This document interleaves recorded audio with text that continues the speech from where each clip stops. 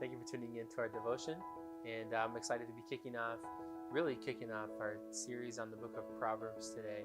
And we did a short intro the other day, but we're going to dive a little bit deeper into kind of the theme of Proverbs and the point of the book of Proverbs. And I believe it's going to help you. It certainly has already helped me and in my personal walk. And so we're going to read Proverbs 1, verses 7 through 9.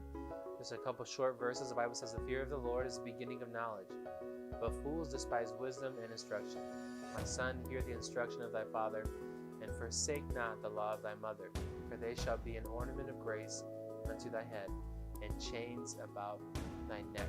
So the book of Proverbs, as we can already tell, is more a book about the practicality of living a life under the fear of God. It's more that than a book of theology and deep doctrinal truth. And so it's a great book in that respect. So that being said, it is founded on the fundamental truth that knowledge and wisdom come from the fear of the Lord. And so we say a phrase like that, fear of the Lord, and it's kind of one that is unique to believers and Bible believers. The fear of the Lord.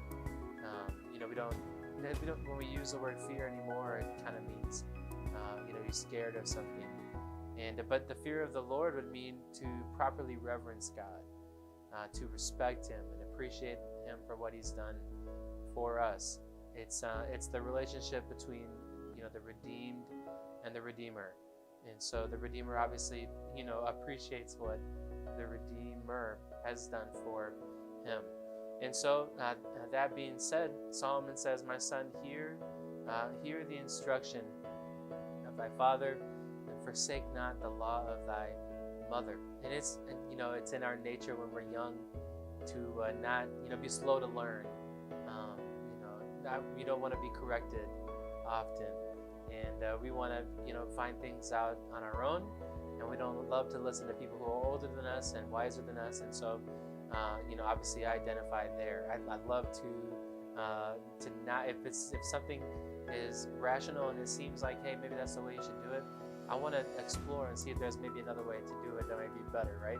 And so but it's in the nature of the young to be slow to learn. So Solomon says, "Hear the instruction of thy father, forsake not the law of thy mother." And it's kind of ironic that Solomon immediately starts out addressing his son, right?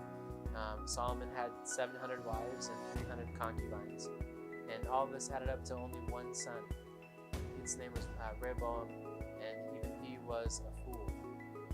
And so the truth that he's teaching in these 3 verses of the book of Proverbs, so Proverbs 1, 7 through 9, is real simple. He says, if you fear the Lord, you receive instruction and wisdom, and make it a part of your life, then it will be like a crown upon your head or chains about your neck. That fear of the Lord, the truth that you learn from Him, the wisdom that you gain from your father and your mother are valuable to you.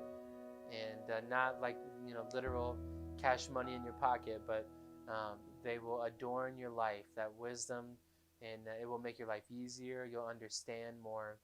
And obviously we know that God is not the author of confusion. So when we fear the Lord, when we respect Him, have a reverence for Him, we will get knowledge and wisdom and real truth. And it will adorn your life like a crown on your head or like a chain on your neck. It's valuable, very valuable. And so I hope you learned something from these few verses. And I'm excited to be back to you Thursday with the next few verses in our series on the book of Proverbs. Have a wonderful day.